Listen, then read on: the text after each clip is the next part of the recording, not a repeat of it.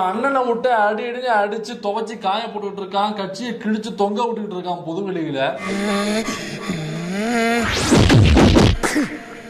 உம்பளச்சேரி மாடுன்னு அது ட்விட்டர்ல அண்ணனை போட்டு அடி அடி அடிச்சு துவைச்சு கட்சியை கிழிச்சு தொங்க விட்டு நார் அடிச்சு காய போட்டுக்கிட்டு இருக்கான்.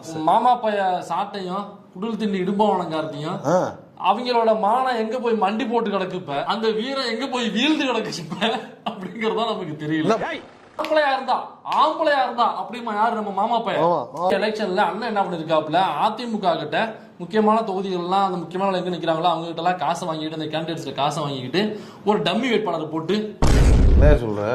யோ நானா சொன்னேன், அந்த ஓம்பளச்சேரி மாட்டு மானத்தை வாங்கி விட்டான்.